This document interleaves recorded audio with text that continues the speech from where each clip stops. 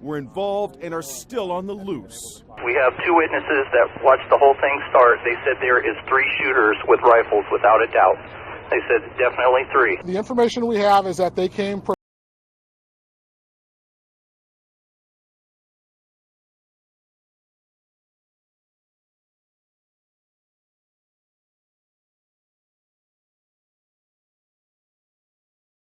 where I was at right here, we seen there was 3 white men in military fatigues taking off.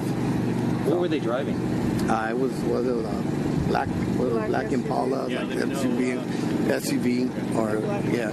You think that they might have been the shooters? Yeah. The way they were driving, yeah.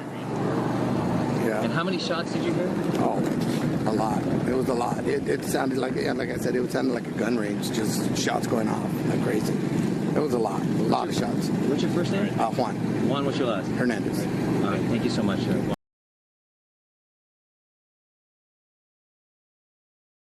Your daughter? Just the phone call and then the text. Frank Montez, waiting anxiously for his niece, he tells my colleague Matt Gutman they also spoke on the phone. She said something about 3 shooters with machine guns. So she was outside when it happened, on her break, you said? Yeah. And then what happened? And then they hit the floor, and then they ran inside to their manager's office and barricaded themselves. You seem pretty nervous right now. Yeah. You're still pretty upset. But she's okay, right? Yeah, she's okay, safe. but I just want to comfort her. But still many desperately trying to.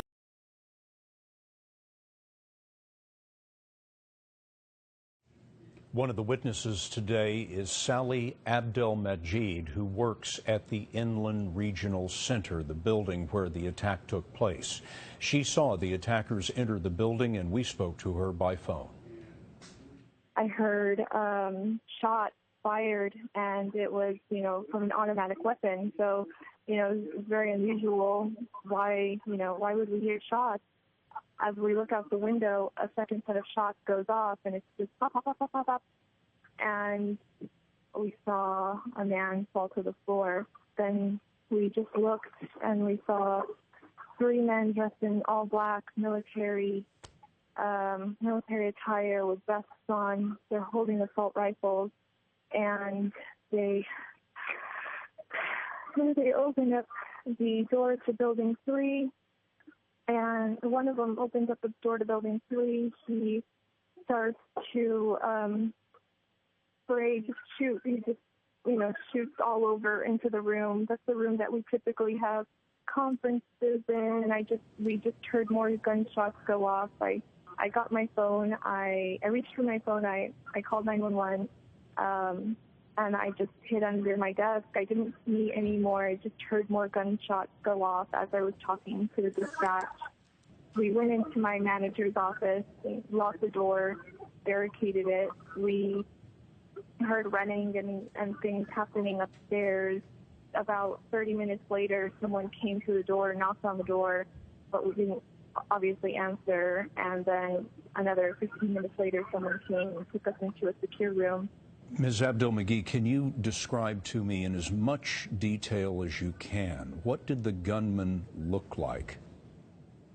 I couldn't see his face. He had a black hat on, and from my view, all I could see was just a black hat and black long-sleeve shirt, possibly gloves on.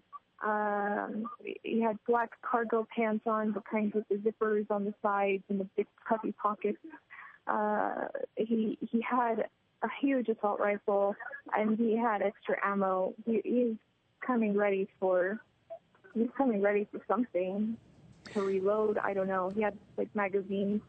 I couldn't see what else. I just saw 3 dressed exactly the same.